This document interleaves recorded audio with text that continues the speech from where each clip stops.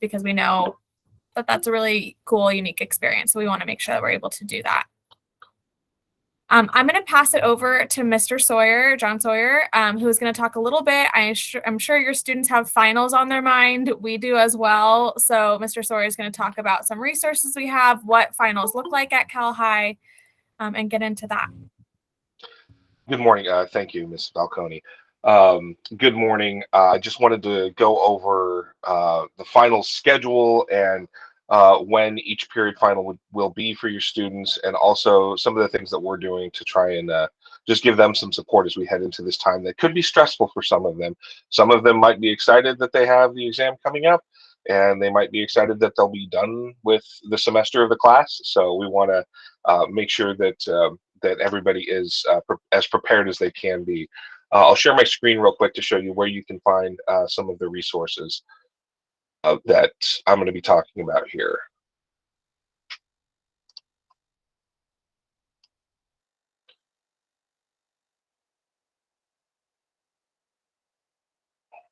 So where you can find the finals schedule is there. That's the Cal High homepage, calhigh.net.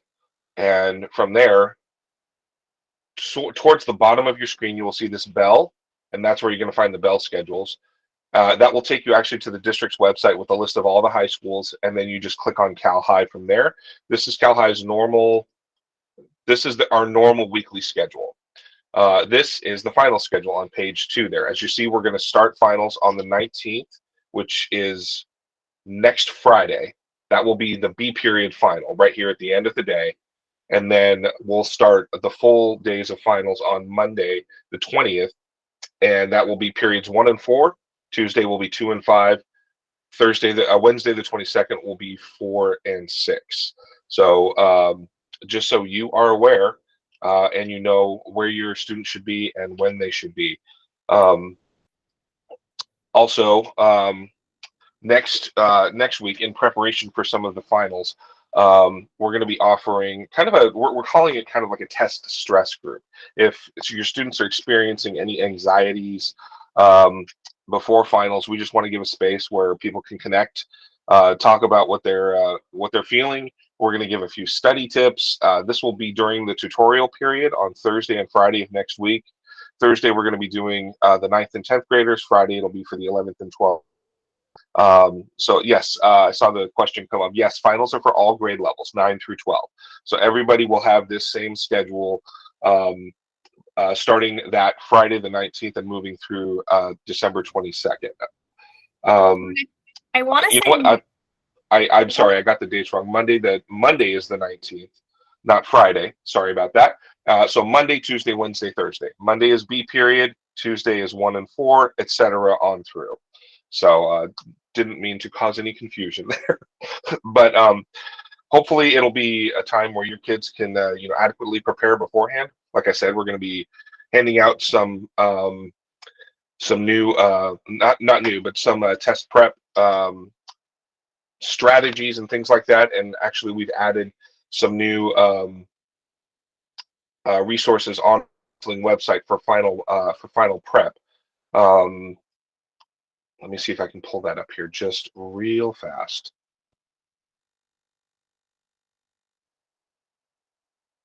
And as he is doing that, for finals, you may have some of your students saying, oh, I don't have a final for that class, or I don't have a final for this class. And they might be telling you the truth. There are some teachers who may do like a final project as their final, and there are some teachers who may spread out their final and may do it sometimes the week before finals so that there isn't too much going on during finals week. So all teachers do it differently. You could probably see on their Schoology as far as what their plans are for finals.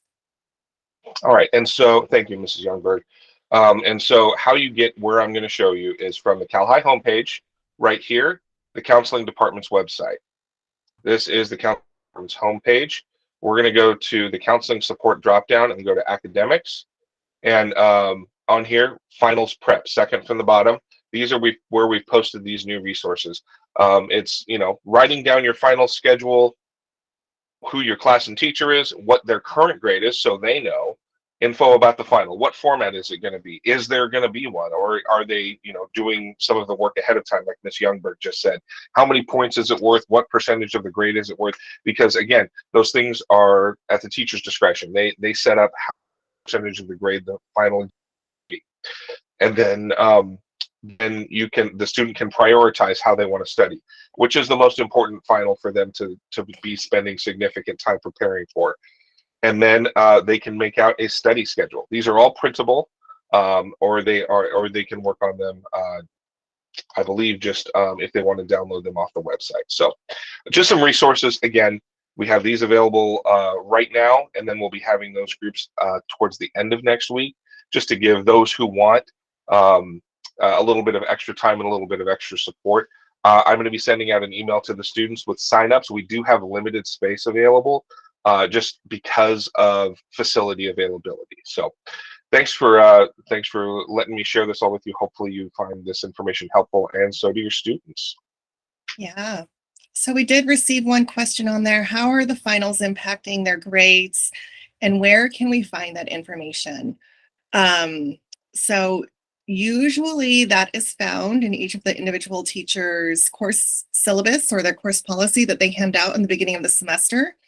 Usually there it is outlined what percentage of the final will count final grade.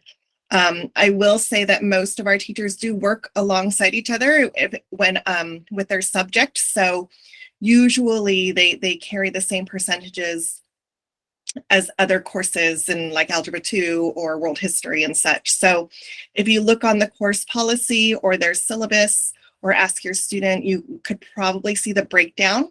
You might also be able to see that as well in Schoology to see, how much the final is worth and how then determine how that could impact the grade.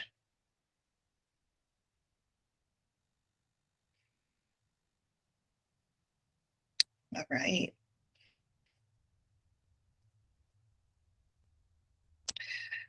I think I'm glad a lot of the questions are starting to come in. I'm also glad that Patty Mullins was able to join us. Thank you. Patty Mullins is our support counselor.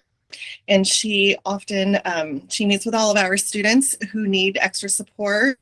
And sometimes we could see that happening during this time because finals can be a stressful time for them. So she is a wonderful resource. It looks like Kelly, maybe on the Google Doc, looks like she's working on the access for I'm that. fixing it right now. It was set up so that students had access, but I can easily change it so that parents have access. Yeah. No, Jody, you bring up a really great point. Thank you so much for sharing that. I think that absolutely showing students how to access this will definitely share that with our teachers, because I know oftentimes it's a matter of organization and being, managing your time efficiently. So definitely something that we can make sure our teachers are aware of and that they're sharing with their students regularly.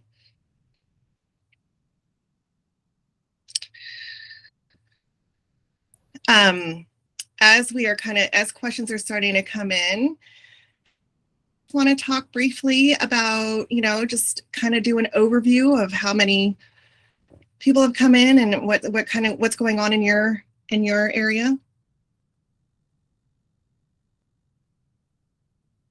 Oh, I am seeing a question in the chat about students being out sick before finals. Obviously, okay. We all know it's cold and flu season, so that is inevitable. Teachers are ready and prepared to support with that. So just as your student is feeling up to it, having them reaching out to their teachers, getting that absent work. We do have students that end up sick on finals. Again, that's something that teachers are used to dealing with. So they would either, excuse the final if it's not going to make a difference in the student's grade, maybe have them take it at a later date when we return in January. We know that's not necessarily ideal, but we're just having to roll with the punches there. So if that happens, please just communicate with the teachers and counselor. We can help with that as well.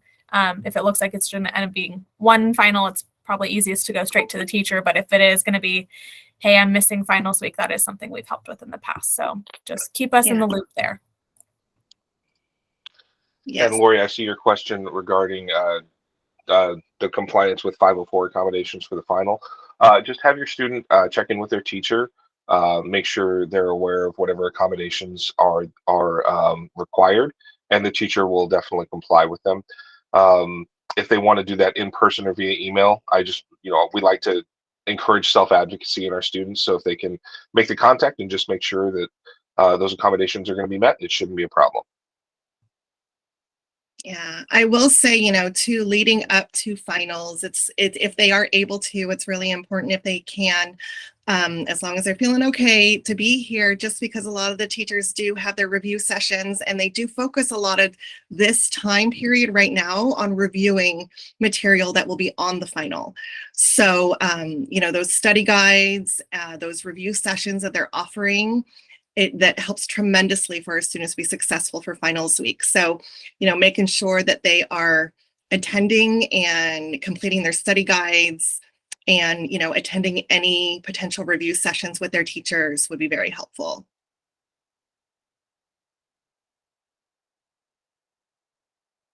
So, in addition to writing in the chat, I also just wanted to let everyone know, if you would like to unmute and ask a question, you're more than, we're more than happy to accommodate that if you would like to. Hi, good morning. This is Aarti. I wanted to ask a question on behalf of a friend who couldn't join today. And it's on a slightly different topic. So I can wait if you're going to talk about or touch on college applications for rising seniors next year later. So I can wait for then, or if it's okay, I can ask you right now. Yeah, I think, when we decided to do the in-person, really, it was just going to be, a great opportunity to meet with our parents in person and just do like a meet and greet. So there isn't an actual formal agenda for today's meeting. Okay. We did want to bring up finals since that is what's coming next. But Okay. if you do have a question in that area, we're more than happy to answer it. So go ahead. Yeah, so we just wanted to know if typically for college applications, the first semester or the first term of your senior year, the grades will be included in consideration by colleges, particularly for early applications, early admit applications. Would you know? Yes. So when you do initially apply for the senior year and you're doing it early, what you are turning in initially are your grades from 9 through 11. And that's reporting. Also on your application, you're currently in. And so whenever anyone gets like an acceptance to a school, whether it be early decision or early action, that acceptance is always conditional. Okay. So it's always like, congratulations, you've been accepted to this university. As long as you complete everything that you are enrolled in your senior year and maintain the grades that you have historically in the past, then you should be okay and good to go. So they do care about the senior year and want to make sure that students are still doing well in their course. For many schools, they also require that we send out the first semester grades. So they want to see how students are doing after the first semester of their senior year. Mm-hmm. So we send out a mid-year report for them. And so for some of them that could be a piece of their evaluation process if they're not doing early decision or early action. But it also just lets them know, like the student is on the right track, they haven't dropped any classes, and they are heading successfully towards graduation. Okay. Yeah, of course. So typically, the 9th is also included, the 9th through the 11th? Yeah, 9th grade is, I think that there's definitely this myth that, 9th grade doesn't count. Well, it doesn't in the sense for the UCs and CSUs for GPA. Mm-hmm. However, they absolutely look at the 9th grade. They still want to see how you're performing, that, that you're getting appropriate grades and such. So even though it's not an actual calculation in your GPA for the UC and CSU, it does matter. And for private schools and out-of-state schools, oftentimes they look at all grades and calculate the 9th grade in the GPA. So keep that in mind as well. Thank you. Yeah. I think the next person that had their hand up was Pooja. Hi. My question is more for my son, who is currently a freshman, but he's going to be a sophomore next year. I just had a quick question about PE credits. If he plays a sport, either freshman football or sophomore football or sophomore soccer, does it satisfy his PE credits for the year, or is it the semester he plays is only 5 credits and he still has to recover other 5 credits? Does that make sense? I don't know if my question is clear, but that's No, my yes, question. that makes total sense.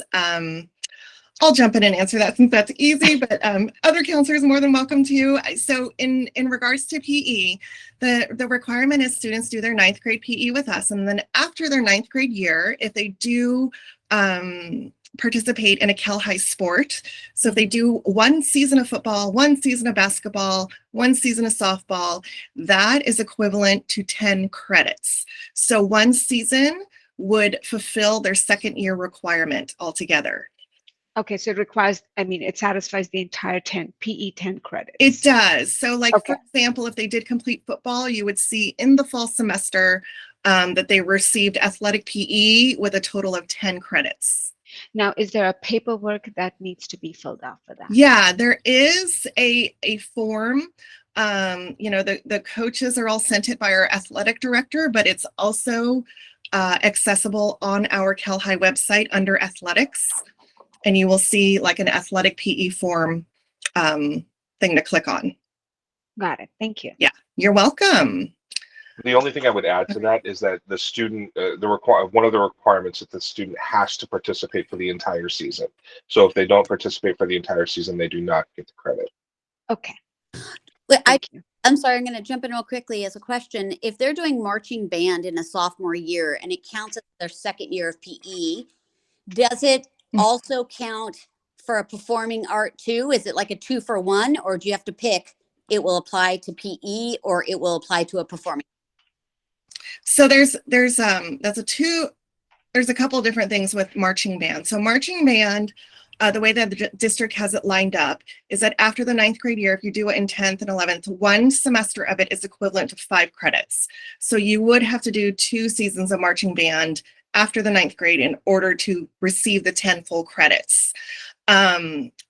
Usually in the 10th through 12th grade, in the 9th grade, it defaults to a performing art. However, it is non-college prep. So that means that if they are hoping to fulfill that for not just high school graduation, but for college entrance, they would need to take another visual and performing art. Usually our students in marching band also concurrently take a band class, and that just automatically takes care of it. But if there is that outlier where students, I don't know if there even is, if there's an outlier where a student is in marching band but is not in a band class, then yes, they would have to take another performing art to satisfy it for college entrance, but not for high school graduation. I hope that makes sense. Yeah, you just hit the nail on the head, because I have one that is in band and marching band, and then I have it that's in marching band and not in a band class. Got it. He is the sophomore, and you're saying he needs to take another performing art in order for it to qualify for college entrance. Yes, or visual. Visual or performing art. Yes. Thank you. Yeah, you're welcome. And 2 seasons of marching band for it to qualify for his 2nd year of PE. Yes, 2 seasons. Okay, thank you. You're welcome. I don't know who was next. Was it Sonali that had their hand up? Yes. Hi, can you hear me? Yes. Yeah. So actually, we have just relocated from India, and my daughter is in junior year right now.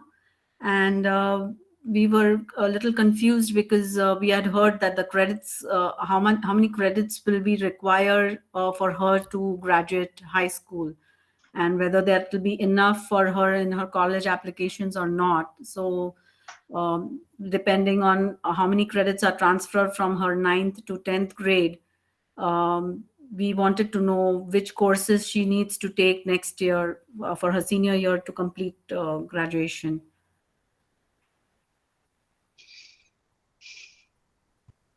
Great question. Does anyone want to jump in on that, or I'm more than happy to answer it as well?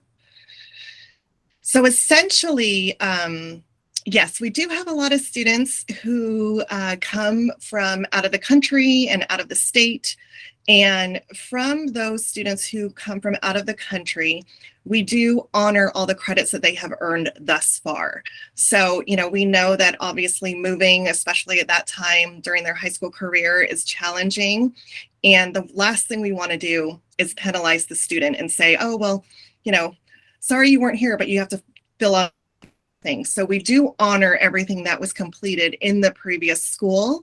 And so when they do enter our school here at Cal High, we make sure that they meet, the requirements from there forward, and then just making sure that they have the state requirements of, for example, like Algebra 1, making sure they've completed that, okay? Right. The second part of it in regards to college applications is that, thankfully, we have many students from all over the world who are applying to our schools in the US, and each university does have like an international, they have evaluators who will take a look at those applications. So you send in your transcript from the previous institution to the colleges that they're applying to, and to what they've completed high, will evaluate it as such and determine whether or not the student has met the requirements. I will say that typically almost, I don't want to give a percentage, but most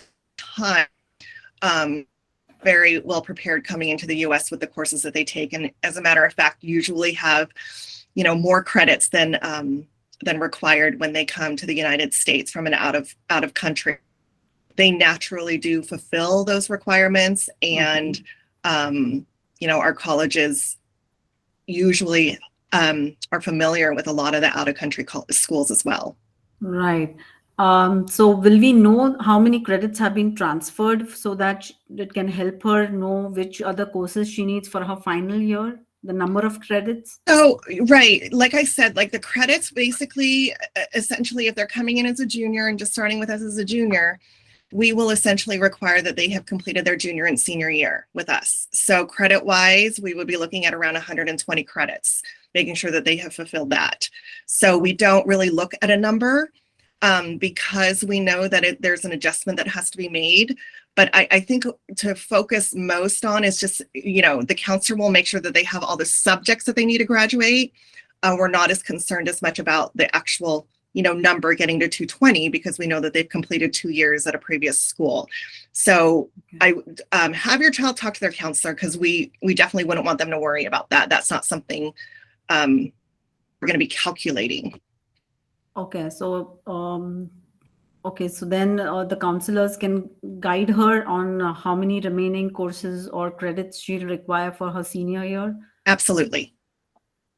Okay, but okay, so like you said, the college applications won't be a problem, but and graduation also shouldn't be a problem then. Correct. Okay, but we can't get a number on how many have been transferred. That is. You would need to talk to your student's counselor.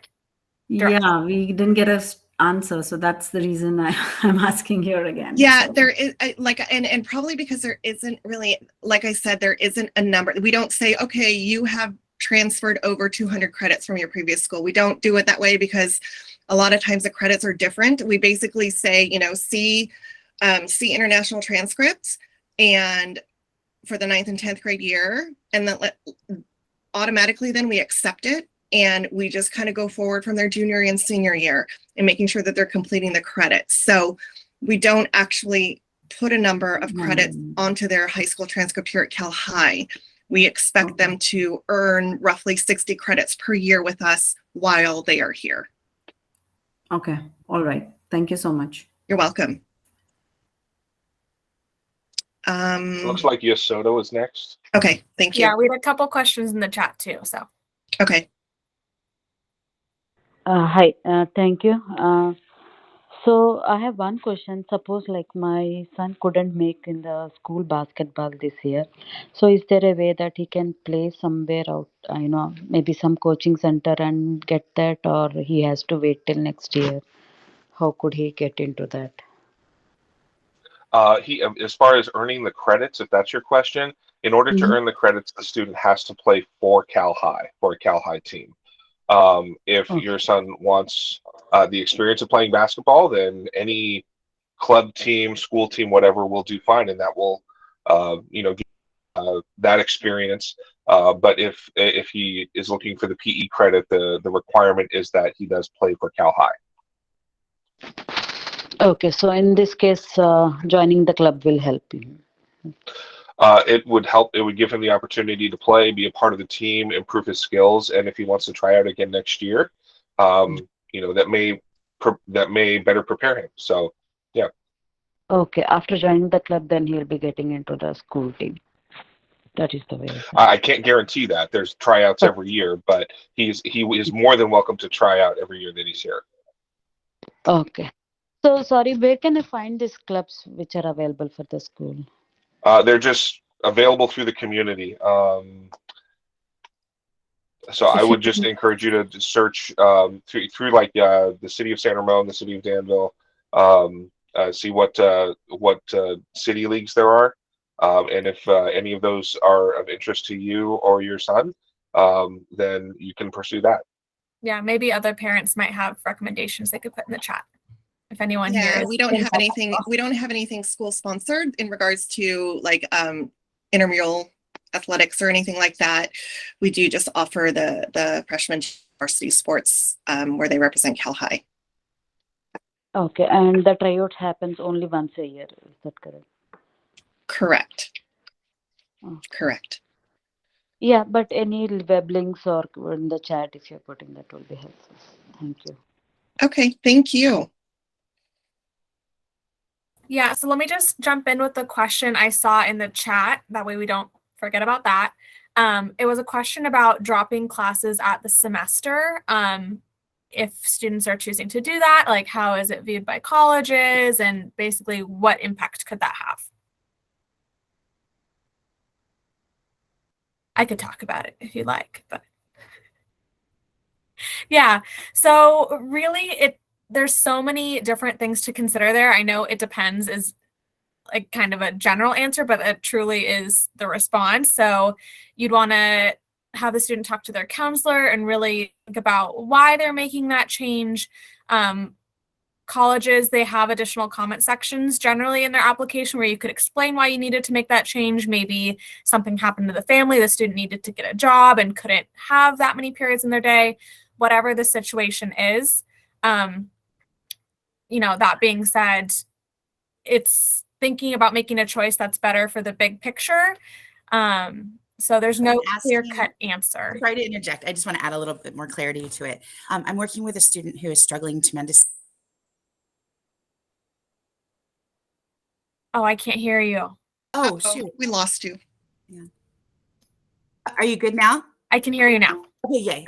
Perfect. I'm asking on behalf of a student who is struggling tremendously in Spanish. The first year of Spanish was not a foundation year for her. I'm not sure why. Maybe her learning modality doesn't match the electronic learning delivery. But I suggested, I wonder if you could drop it and then do something online. And her first response was, well, isn't that going to look bad? Isn't that going to look bad? So right now there's no family emergency. It's just she's missing foundations from 1 and is floundering in 2. And so I didn't have a solid answer for her, but I told her I would bring it here on her behalf. I would say have that student come talk to the counselor because sometimes it might make the most sense if they are floundering instead of just trying to proceed ahead online to retake that foundational class to be able to do that.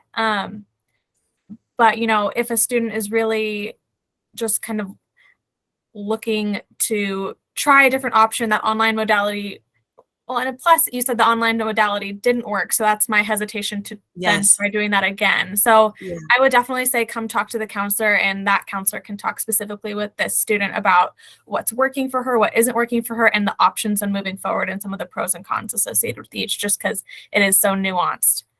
Okay. Thank you so much. Yeah, of course. I believe Shilpa was the next question. Yeah, this is Kiran. Actually, I logged in from my Wi-Fi account. So, quick question. So how do we enroll, or is there any portal where we need to enroll to have a one-on-one conversation with the counselor and the teachers? Or just No portal. I would say just reach out via email. I will say that we try to keep the school day for appointments with our students, but we can make ourselves available before or after school to meet with parents. And we do the same with the students. If the students need to meet with us, we ask that they email us if they want a specific appointment, and not just to drop by during our drop by times of the school day. Okay. Yeah, I think that oftentimes too, we get a lot of requests because they want to talk about, setting up and things like that. I will say that we work very, very hard in the early spring to put together a thorough presentation and explain basically how to do all of that, the things to look for, the things to prepare for the following year.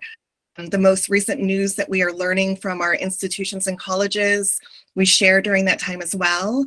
And we share that throughout the school year. But in those presentations, when we start preparing for classes for next year, which starts pretty quickly here in February and March, we will have presentations where we will go over all of those things in detail. Okay, so usually when I have parents that request that, I do say, you know what, how about you attend that presentation first? Because oftentimes, 9 times out of questions are answered during that presentation. And then if we wanted to follow up with anything individually with your child and kind of go over things, that we're more than happy to do that. But oftentimes, the meetings that we do hold, the presentations, answer a lot of those questions. If there are any concerns that you have about your child, if you're concerned about their mental health, if you're concerned about, that they're really struggling in school and things, absolutely, please do reach out to us, and we want to help support you in that. But for sure, email your counselor, and we will do our very best to set something up at an appropriate time. But we also, enjoy meeting with your students too. So encouraging your students to come and build that relationship with us and have that conversation with us is really great. Yeah, I want to chime in as well that we do, all of us counselors have open door policies. And so students can pop in, just come right in our offices throughout the day at the breaks. So before school, after school, brunch and lunch. And we love when the students pop in. So we do encourage them to come in first, ask questions, talk to us, just pop in and say hi. We're here, and then they can sign up for a meeting outside our offices. We have boards and then passes if they want to meet one-on-one at a different time. But yes, certainly parents, like Ms. Youngberg said, we meet with parents all the time, if they have additional questions. I think part of your question was also meeting with teachers. So we do recommend you reach out directly to whatever teachers you might want to have a conference with through email, through Schoology. And you can set up a meeting with teachers as well, either virtually or some of them meet in person as well, if you have specific questions for different teachers. Yeah, really good point, because we don't have like a set aside conference week in the spring or the fall like you do in the earlier grades. So really, this is kind of reaching out to teachers on an as needed basis if you have a concern and want to discuss it. And we do call every student out every year in the spring. So we will meet one-on-one with your student. Even if they don't come in and see us on their own, we pull every student out in the spring in every grade level and have those one-on-ones just to make sure they're on track. We look at their transcript, talk about goals, and just make sure they're in the right classes for the next year. Okay. And the grading system as well. So we see a lot of grades, a lot of the topics are not graded. So can we expect them to grade it before the end of the current semester, so that the students will have the appropriate grade by the end of the semester? So grading, they will take their finals right before they go out for the holiday break. So it's those couple days right before. And maybe someone else can chime in about when the grades are going to be finalized. They will be finalized in January. So when they come back from the break, they should have, they're submitting their final grades for the semester. Yeah, I think that for our teachers, oftentimes, you have students who, especially during this season, when you have a lot of students who are out ill, there are so many different things that they're responsible for doing as far as making sure that makeup work is provided and that homework and that, they're making up their exams. And then also a lot of teachers who have generous policies in regarding to accepting late work. So sometimes their grade book, they can get behind on it, but yeah, the expectation is that there will be grades in there, and the final grade they receive, you will learn in early January after they've graded the finals and have calculated everything. Okay. One last question. Sorry. That's okay. So regarding the credits, right? Whatever we get in the school, we get. So if he's a freshman, my son is a freshman, and if we want to earn more credit, so is there any suggestions from the counselors, like how to earn the credits out of the school, like do some community service, library, right? So other than that, is there anything which we need to concentrate and earn credits? Yeah, I don't know, Kathy, would you want to answer that as far as, what kind of extra, because she has met with almost 200 college reps from all over the country, and she asks this question of all of them. And what kinds of things are they looking for as far as outside of the classroom experience, Kathy? Well, what's really interesting with them is when they do come in here, they'll talk about, of course, what majors they offer and how to get into the school. But a lot of them have repeatedly mentioned do volunteer opportunities if you have the chance, sort of point you in the direction of what you might be interested in doing someday. The backhand of that is you might end up volunteering in an area you were sure you would be passionate about and find out after 2 months you never want to do that. I just had a student who was doing a volunteer position email me, and she's working at a local institution. And she said, what I have learned so far from volunteering is I do not want to be a pharmacist. And I said, well, good time well spent. So what they're looking for is things that are leaning towards service hours, leadership, so many opportunities right now that are popping up.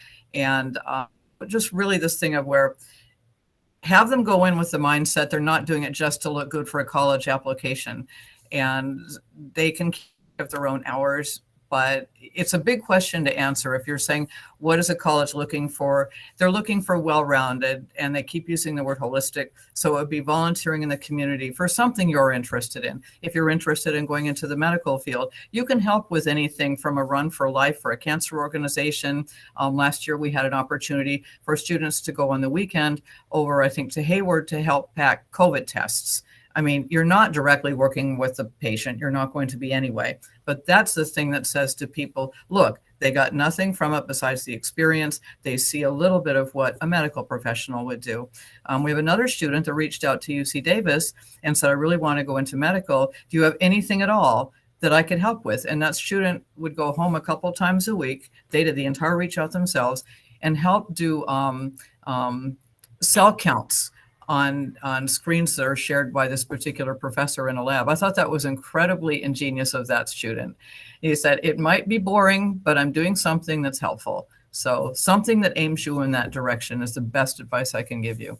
So it sounds, Kathy, like what I'm hearing is that it's not necessarily taking, a ton of classes outside, but really kind of supplementing and enhancing your experience by doing things that are not necessarily in a classroom setting. Exactly. And I think the biggest thing is because these students have to write all of these essays about me and why and so forth, you're developing who am I in the first place. And those experiences honestly should be focused. Well, of course, they're helping other people, but they're also focusing on where am I in the scheme of opportunities. I don't even know what all the opportunities are. And lots of times we've had students that thought they were going this way, come back to later, went that way instead. And it was one of the best things they could have done was just get out there a little bit. Extra classes, I know the counselors all saw this the last few weeks. Sometimes when you take too many extra classes, filling in from everywhere else, filling in those college applications becomes a beast, because you have so much material from so many places. And the colleges that have visited have said to us, we're looking for someone who knows how to do something besides study. We do not need a professional student. We want to see what you're offering to our university when you show up as well. Great advice. Thank you. Yeah, great inputs. Thank you, Kathy. So is there anything which Cal High offers these kind of things? Like you said last year you went to Hayward or somewhere to provide some medical equipment. Is that something you're planning this year? And how do we get those notifications? What I did with those is every time I'd find something, I would post it. I just got access to the website, to my part of the website 2 weeks ago, so I'm rebuilding those. I definitely check in on some of those general references, and when I do find them, I try to get that out and post it and email it to our kids as quickly as I can. Also, only my kids will come to know then. With parents, we don't get that emails. Your students will definitely get this. They're getting stormed with emails from me. Yeah, so parents can as well, but the entire department, the biggest focus we're trying to work on is having your students be proactive with finding resources, taking it. Absolutely. Yeah, I also say that a wonderful way to get involved, especially in our community, is to join one of our service clubs. A lot of our service clubs work directly with community events and other fundraising things, so that they volunteer through their service club on our campus. So we have many clubs, many of which are active and meet regularly. So I would have your child look into some of those service clubs that we offer on our campus. The other thing I would hello. Go ahead. Sorry. Yeah. The other thing I would throw you as well is if you as a family are involved in another organization, it could be a faith-based organization, a cultural organization. You as an adult know how to link up and establish links with people. And when a student is active also in other outside of school groups, sometimes they do find these connections that lead them to the next step. I know that's sounding vague, but it's not. So the things that you currently do as a family together sometimes can lead into these other connections that, it can be wonderful for the results. Okay, thank you. You're welcome. So those notifications I can see on the Cal High School? Yes. Yes. I think they do post it, on Schoology, and it looks like Aaron just posted a link to all of the clubs that we offer on our campus. So make sure to take a look at that and maybe go over that with your student. Oh, okay. Thank you. Okay, I want to make sure we keep moving and give us a chance to address the other hands that are raised. So Smitha, I believe you are next. Go ahead. Yes, thank you. Sorry. Ms. Falcon, this question is specifically for you because you had answered this question previously. So it's a follow-up question related to that. So you did say about, course dropping, right? And I know, yes, the student would talk to their counselor and then determine what are the circumstances and so on and so forth. Typically, at the beginning of the school year, the kids are given usually a 3-week period to 3-week or a month to drop the course. 3 weeks. And as they go into the school year, circumstances could change, or they realize that the class is challenging or it's not something that they want to do. What are the consequences of them dropping the course? I mean, questions related to that is, one, can they do a course through another platform outside of school? 1. 2 is, do they have to do have another period in lieu of that dropout course?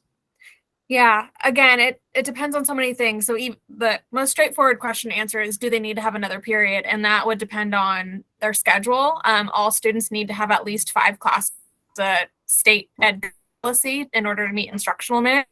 They need to have at least classes at Cal High, regardless of what they're doing outside of school. And of course, they need to be on track for credits for graduation. We won't let students drop if that's going to make it so they put them in jeopardy of not graduating on time. Mm-hmm. In terms of dropping classes after the grading, again, I think that comes down to thinking of things holistically. The goal is to avoid that, obviously. Students to be really thoughtful during course selection. That's why we provide like the time management worksheet to make sure they're not taking on more than they can.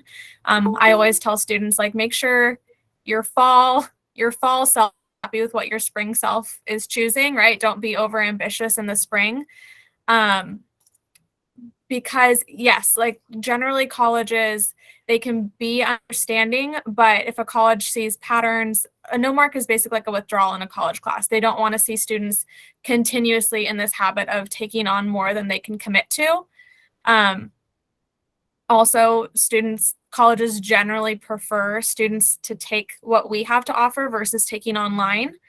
They have more context to that. They want to see that a student can be successful in a school setting, right, versus an online self-paced setting. So it's really thinking about the big picture and letting a student feel like they don't have to do everything.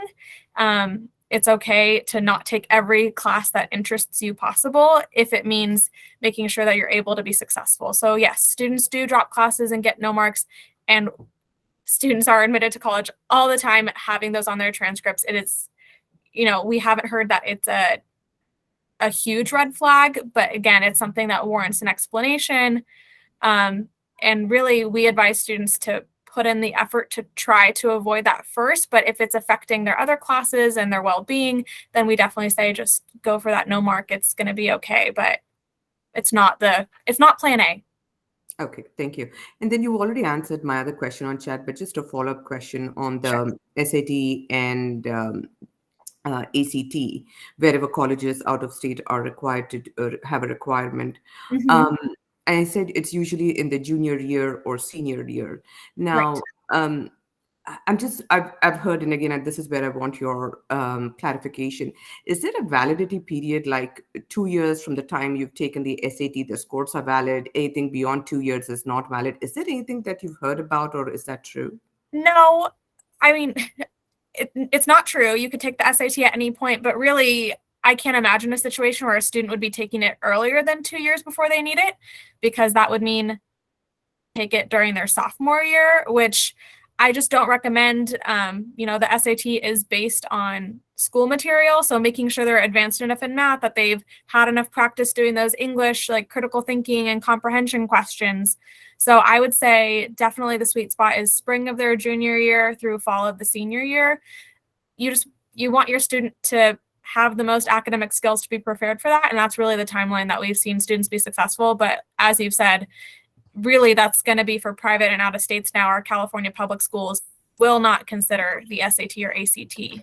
So right, I think that a lot of schools, I know that there are many schools who are still doing a test optional through 2025 through 2026, and they're just starting to come out individually in regards to what they would like to see. And you will notice a few schools pop up here and there.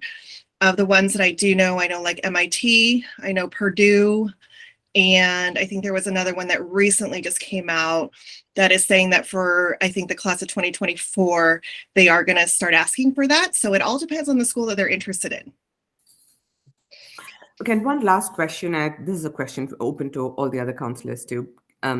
So when I go to the counseling website on the CalHigh platform, there are different pathways based on your current course selection, how you can progress, so on and so forth, especially for AP courses and so on. But I don't specifically see, anything for honors, So say, for example, if a child is doing pre-cal this year, so next year they can do calculus AB, for example, right? Now, is there, but that's an AP course. Is there something calculus honors, for example, that's not specifically listed there? Do you know where I can find that information? If it's not listed there, it means we don't have it. So we do not have a honors calculus class. It's either standard college prep calculus or AP calculus. Okay, let me ask you a clarifying question. For Spanish, for example, if they are doing, say, Spanish 3 this year, now, do they have an option to do Spanish honors next year, or do they have that is the only option. I would take a look at our course catalog. It has a list of all the classes that we offer. Again, as Cheryl said, we'll do info nights in the spring too, and we post curriculum sheets per grade level. So I think a lot of that nitty-gritty will be answered at that point. Perfect. Thank you so much. Yeah. All right. I want to make sure that we can get all the hands that are up. I know that we're nearing 10 o'clock. So I think, was it John? I don't know if you're keeping track here. Who is next? Is it Raina? Raina was next. Raina, I know that you put your question in the chat. If you had any follow-ups, I want to make sure you have a chance to ask the question. No, I'm good. Thank you. Sorry, I needed to take my hand down. Okay, great. I believe Anu is next. Yep. Thank you, John. So I have 2 questions. The one question is that if a student is doing some of the courses from the community college, and get those transferred onto the school transcript. I'm not talking about the College Connect, but other courses that the student take on their own specifically from the DVC. For the Spanish and the calculus one, how does the school look on their transcript? Is it considered as an AP course or it is just as a general course? I can check this one. Go ahead, Erin. Sure. So community college courses like DVC, Las Positas, for example, courses taken at community college, most of those courses are considered weighted courses, which means they have an extra point on that course, just like an AP course. So if a student goes over to DVC and takes, a transferable level course, so the course has to be transferable to a four-year college, those courses are all going to be weighted on the high school transcript, like an honors or an AP high school course. So some kids might go take more of a remedial class or more of like a elective style class, and not all of those courses are going to be weighted on the high school transcript, like an honors and AP course, but a lot of them will be. So the Spanish and the calculus one, are they weighted AP or honors? What? Yeah. So AP courses are high school courses. When you get to the community college, they're no longer considered AP. That's just a high school course. Advanced placement courses are just in high school. So they're equivalent though. Some AP courses are equivalent to college courses. So when students go over to DVC and take maybe a Spanish or a math course, most of those will be weighted just like an AP course, a similar level course. So students can place up to 4 courses on their high school transcript. So we always encourage our students who are 9th graders or 10th and coming in and asking us, what can I take outside? What can I place on my transcript? So we really want students and parents to think through that, just because if students plan on taking maybe one of their graduation requirements later on, they might not have space on their transcript to add that course on if they've already fulfilled the 4 courses. So really just think ahead, if you do plan on having your take an outside course, requirements must go on the transcript because they have to meet, if they're taking like, let's say, a history or an English or some course that is required for graduation, those courses are required to go on the high school transcript if they're using those in place of one of our courses. So courses like Spanish, calculus, those courses are not graduation requirements. So those don't necessarily have to go on our high school transcript. When you get to 12th grade and you're reporting all of the courses taken outside universities or online high schools, you're going to have to be sending those outside transcripts. And so even if the course is on the high school transcript, colleges are going to want to see the actual transcript of where they took that course. So as Ms. Nicole stated earlier, there is a bit more work to do when you're applying as a senior if you have taken outside courses, because you have to report all those courses and then have those transcripts sent.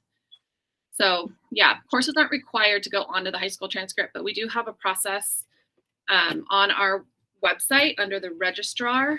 So she has a process where you have to follow in order to get those outside courses on.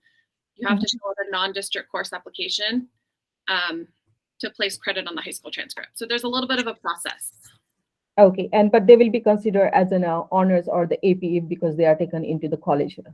So, okay, thank you for clarifying that. And as you were saying that, if we wanted to transfer some credit done from the community college to the UCs, I don't know if this is an appropriate question for here, but we know that we are connected with the universities also right now. We heard that, a lot of UCs comes in here, they offer what they majors they have and everything.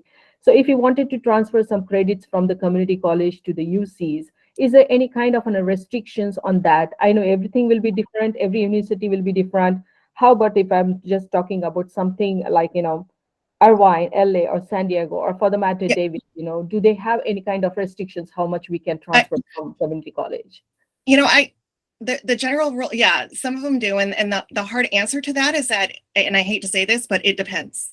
So same way, if I were even to be attending, University of San Diego, and I wanted to transfer next year to UCLA, they may not take all the credits that I even took at University of San Diego. You just never know. The general rule that I tell a lot of my students is that if you do not plan to use those credits that you took at a community college, if you do not need them for your high school graduation, then keep them separate. Do not put them on our high school transcript at all. That doesn't put you at a disadvantage anyway when applying to colleges, because when you do apply to colleges, you're submitting both your Cal High transcript and your DVC transcript, and they are actually recalculating your GPA and evaluating you based on that. So some colleges, we've had this in the past, where some colleges, if a student took it, say like a, like an English 122 or something at DVC, and they put it on their high school transcript, colleges are able to say, well, you use that towards high school graduation, you can't double dip, and we won't give you credit towards your degree with that. So keep that in mind. The general rule I tell all of my students is that unless you absolutely need that class for high school graduation, like you're taking a US history class or you're taking a world history class, then it's in your benefit, especially if it's a community college class, to keep it separate so that it may be considered as a transferable class towards your degree when you are attending college. So if it comes onto the high school transcript, it is not transferable to the UC? Is that what I'm hearing? So keep in mind, there isn't a black and white answer. It depends. So UC Irvine may say, okay, we'll accept that and we'll kind of give you college credit for it. Then another school could turn around, even another UC can turn around and say, no, we don't accept that. You still need to take bio with us or something of that sort. We will honor it as a weighted course because it's transferable. However, each institution, each college determine how many credits they will accept upon entering their institution.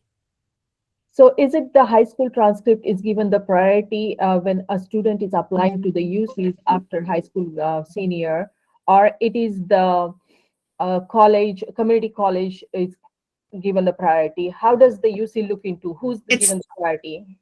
There isn't, again, it's definitely all of it.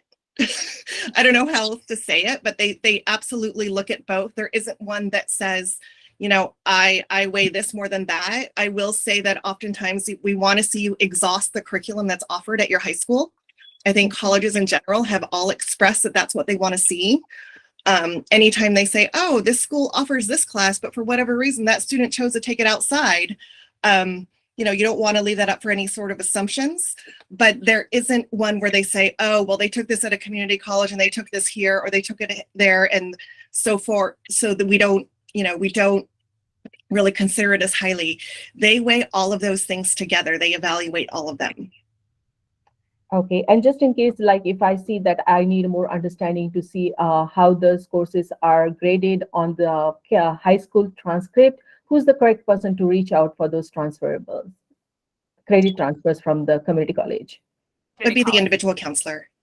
The individual counselor. Okay, thank you so much. Okay, we're at 10 o'clock, but I do have a couple more that I want to, we'll answer Harshita's question and Lori's question. And we may have to end and kind of conclude.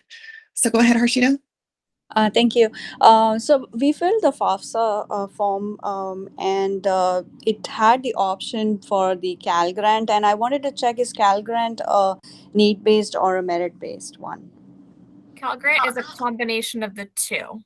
So they're going to look at family need in combination with the student's GPA. So that you don't get it without having a certain level of need, but a student could qualify for more aid if they have a higher GPA. Okay, got it. Thank you. And the other question I had was for the language.